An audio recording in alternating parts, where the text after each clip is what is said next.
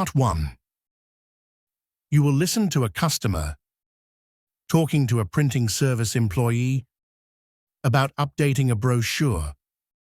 First, you have some time to look at questions 1 to 10.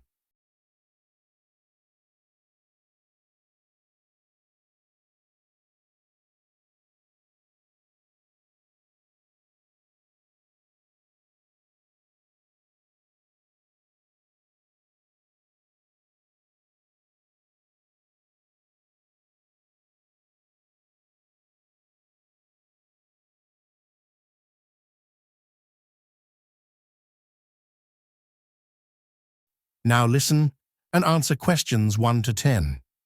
Good afternoon. Welcome to Vertex Printing Services. I'm David Turner. How can I assist you today? Good afternoon. I'm here to update a brochure for our resort. Some of the details need modifying. Of course, may I have your name, please? I'm Laura Bennett from Sunrise Resorts Group. Nice to meet you. I've brought along copies of the old version. I suppose this is your company's promotional brochure? That's correct. What exactly would you like to adjust? Well, it was last printed 2 years ago, so quite a few details are outdated. There are also a couple of layout problems. Firstly, the address on the front cover is printed far too small. It's hardly visible at a quick glance. How much bigger would you like the font? Please enlarge it by 4 font sizes. One moment, I'll just note that down. All right, anything else that needs amending? Yes. The section about the spa should be removed as it's temporarily closed for repairs. So, remove all references to the spa on page 2? Would you like anything to replace it? Leaving a blank page might not look good. Please replace it with a description of our newly refurbished fitness center. I've saved all the details on this USB stick. Let's have a look. Right, no issues with that. Another correction. On page 4, the caption below the large photo is wrong. The word bar should be changed to reception. Got it. Any other revisions?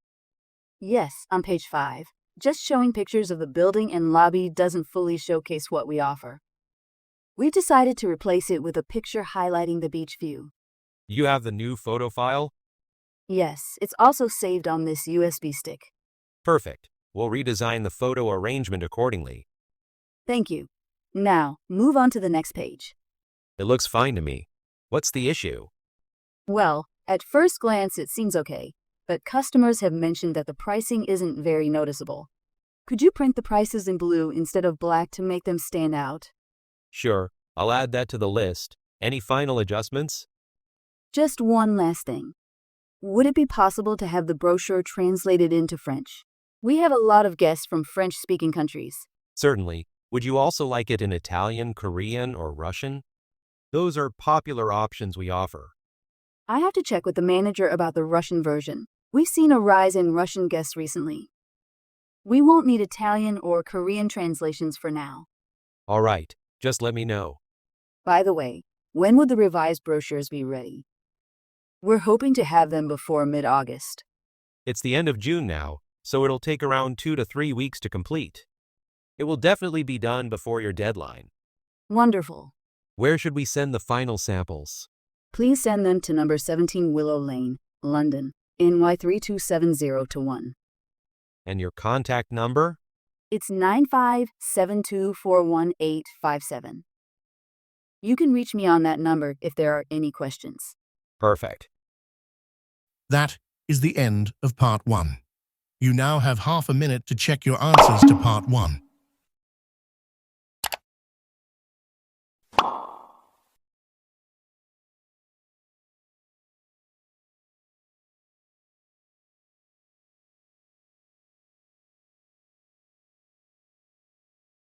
Part 2.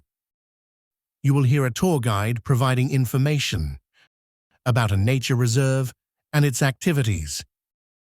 First, you have some time to look at questions 11 to 16.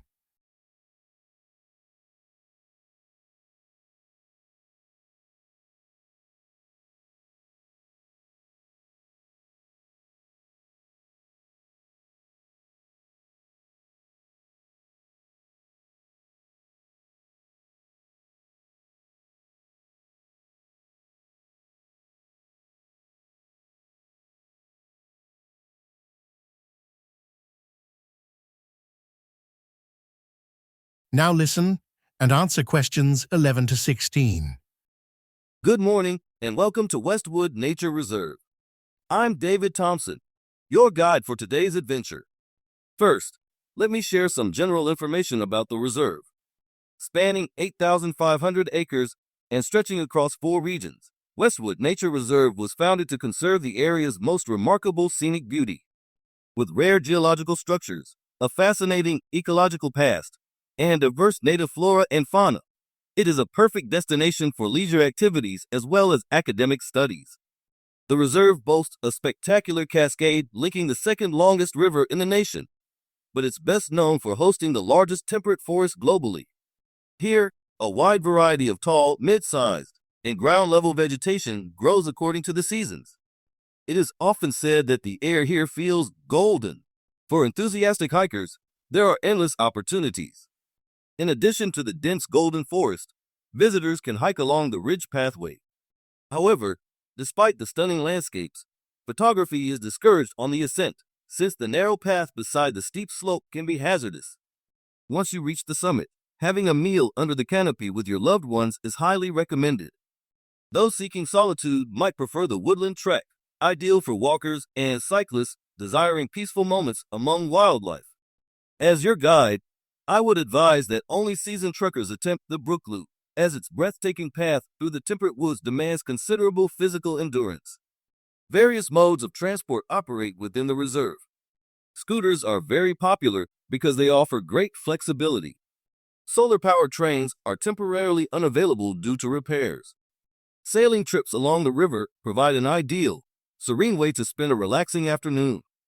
You'll be glad to know all transport costs within the reserve are already included in your booking. Adventure sports are another major attraction here, particularly suited for thrill seekers who are at ease with an accelerated heartbeat. Although they may sound intimidating, strict supervision and professional guidance ensure safety at all times. Rock climbing is available no matter the weather. It's an exciting opportunity to overcome fears, acquire new techniques, and experience a rush of adrenaline. Skydiving and hang gliding are also offered, though only outside of the winter months. You might be wondering about meal options. Although currently, there's just one eatery operating in the reserve, the range of food offered is incredibly varied. 2 meals are included with your reservation. Simply collect your dining voucher at the front desk beforehand.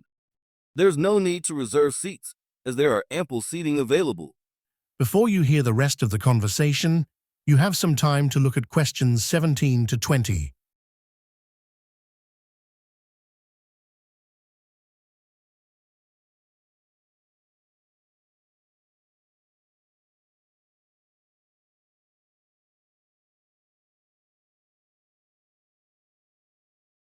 Now listen and answer questions 17 to 20. During your visit, you'll no doubt want to familiarize yourself with the layout of the grounds. Let's take a quick overview. Most visitors choose accommodation at the lodge positioned in the southeast section. It offers 58 elegantly decorated rooms, several of which feature extraordinary views of the reserve. You'll find a home away from home at our lodge. For those preferring to connect directly with nature, a camping ground is available. Exiting the lodge, walk straight ahead, turn right at the end of the road. To your left, there is a camping ground amongst the trees, where you could spend a night under the stars together with owls and squirrels. If you glance toward the top left of the map, you will notice a grilling zone. You are welcome to bring your own food or have meals delivered. Barbecue facilities are available there as well. The resource hub lies directly opposite the grilling area. It offers well-equipped, adaptable offices, seminar rooms, and conference spaces, with both wired and wireless high-speed internet throughout the premises. The hub caters to both solo visitors and corporate gatherings. Guests may also visit the Heritage Center, which showcases extensive exhibitions on local traditions and native ecosystems. From the lodge, turn left at the first junction, stroll past the snack bar, and turn right. You'll see the Heritage Center after making the third right. Have you found it? It's quite simple to find. To enjoy a peaceful afternoon with a novel and a cappuccino, head to the reserve's only coffee shop. From the lodge, walk straight ahead, take the second right, and you'll see it right ahead. Lastly, if you wish to stay active, you can visit our year-round badminton court, offering lessons suitable for all ages and abilities. It's conveniently located directly opposite the coffee shop. That is the end of Part 2. You now have half a minute to check your answers to Part 2.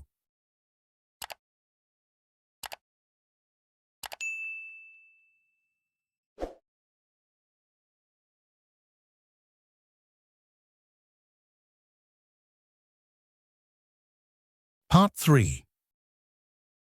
You will hear two students talking with their tutor about what they learned and experienced during their first-year midwifery course. First, you have some time to look at questions 21 to 24.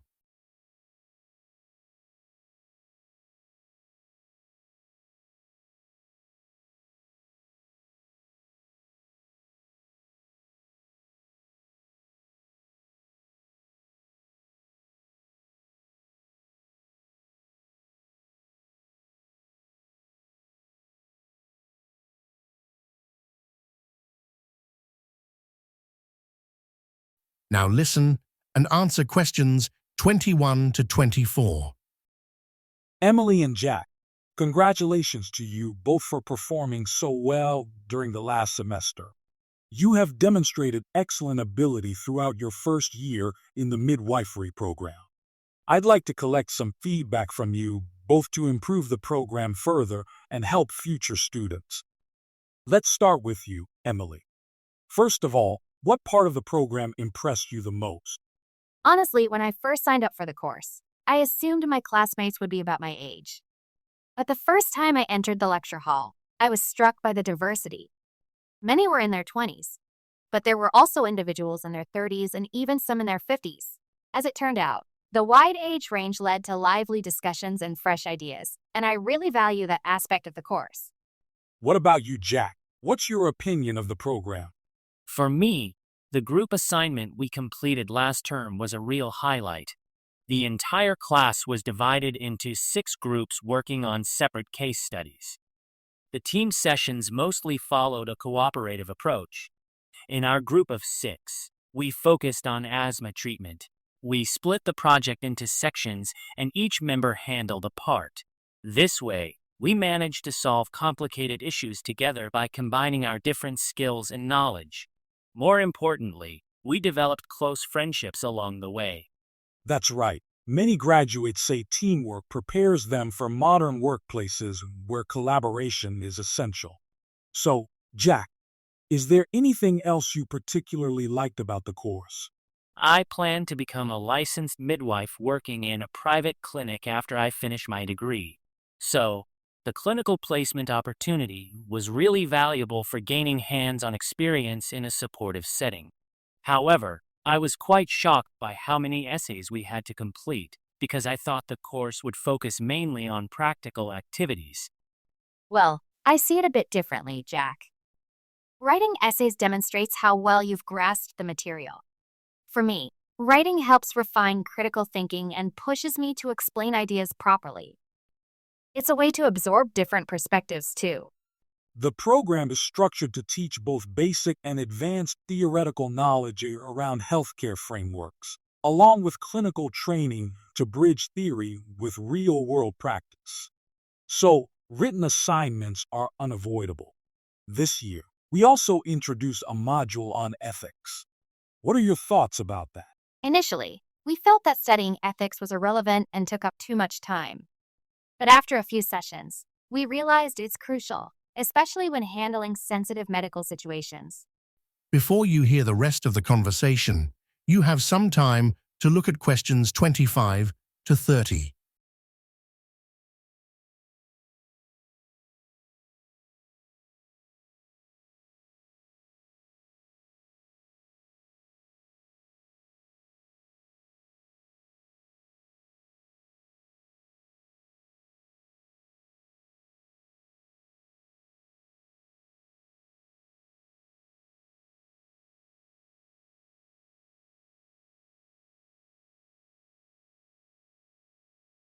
Now listen and answer questions 25 to 30.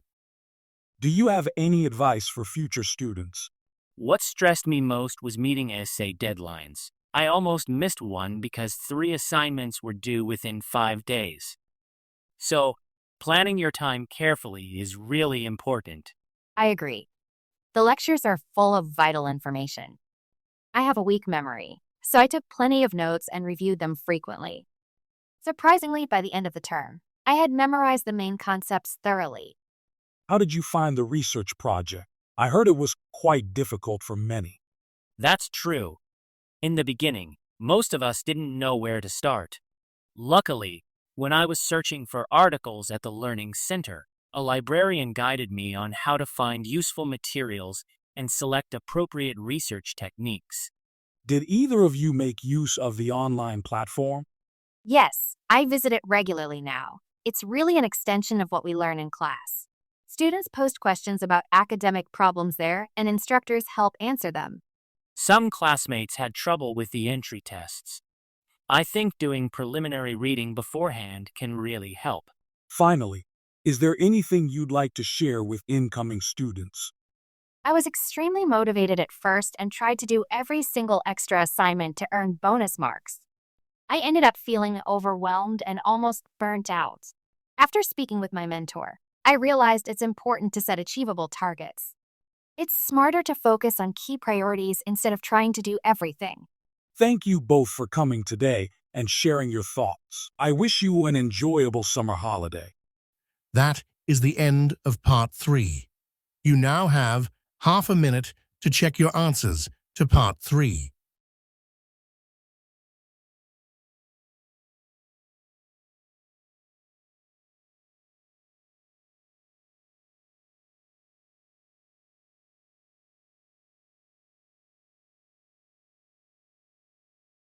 Part 4. You will hear a speaker discussing the unique features and threats faced by Galapagos penguins.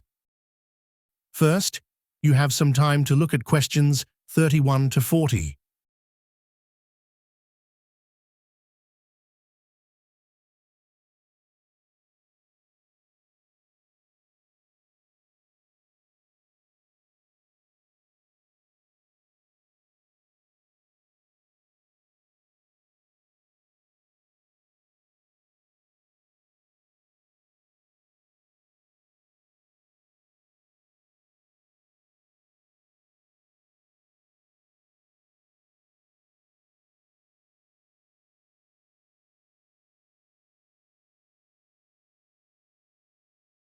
Now listen and answer questions 31 to 40.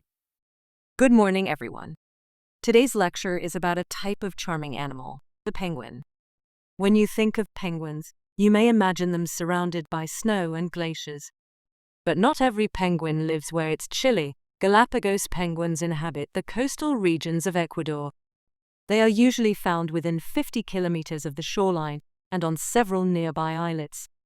Galapagos penguins are also referred to as barking penguins because they produce dog-like yelping sounds for communication. These penguins can maintain a steady body temperature. However, the land environment can become quite hot, so they have several adaptations to remain cool. They restrict most of their movements on land-based breeding grounds to the early mornings and late afternoons to avoid excessive heat. The pink patches above their eyes assist them in coping with the warm climates. Like other penguin species, Galapagos penguins spend much of the day foraging in the sea, which also helps regulate their temperature. As a type of smaller penguin species, Galapagos penguins stand about 55 centimeters tall and weigh up to 4 kilograms. They feature a dark stripe and a distinct pattern of black markings on their chest. Males are generally bigger than females and possess broader beaks. Despite being classified as birds, Galapagos penguins cannot fly because of their dense bone structure. Their wings function more like fins, making them highly adapted for aquatic life. When moving on land, their fins and tails assist them in maintaining balance and upright walking. Galapagos penguins typically begin breeding around the age of 5. Once a male and female form a bond, they usually stay mates for their lifetime. Most other types of penguins nest and lay eggs in open spaces, but Galapagos penguins use a unique method. They dig burrows beneath plants using their own waste, called guano, providing shelter from predators and the heat. The Galapagos penguin primarily survives on a diet consisting of ocean animals. Their main food sources are small fish like anchovies, along with occasional squid and crustaceans. In times when their usual prey is insufficient, they consume plant roots as an alternative. Their sleek body shape enables them to swim swiftly, reaching speeds of about 25 kilometers per hour when hunting prey underwater. Due to their smaller stature, Galapagos penguins face threats from many predators both in water and on land. Natural enemies at sea include killer whales and large predatory fish. On land, threats are not limited to adults. The penguin chicks are sometimes taken by hawks into the air and dropped from above. The hawks could thus feed on them. At risk from predators, young penguin facing constant threats, baby penguins are protected by their parents for roughly 45 days after they hatch. Juveniles will leave the group between 2 to 4 months of age and often return a few years afterward. Their entire bodies are thickly covered with feathers, which are shed during the colder season. This shedding process, known as molting, lasts about 3 weeks. During this phase, they cannot search for food, so beforehand, Galapagos penguins spend close to 6 weeks building up fat reserves. Their natural lifespan ranges between 12 to 18 years. However, many do not survive that long. The wild population has fallen sharply. Currently, about 90,000 Galapagos penguins exist in the wild, showing an 85% decrease over the past 50 years. They are now classified as endangered and considered at risk. 2 main factors have led to their population decline. They are losing nesting areas because of human interference and facing competition for food due to commercial fishing and contamination. Given the limited number of breeding pairs, survival is increasingly difficult for Galapagos penguins. This makes them especially at risk when environmental conditions shift or diseases emerge. For example, avian pox virus has resulted in approximately 25% of the deaths among captive breeding penguins each year. The more genetic diversity there is within a species, the higher the likelihood that at least some of the individuals will adapt and survive. That is the end of Part 4. You now have half a minute to check your answers to Part 4.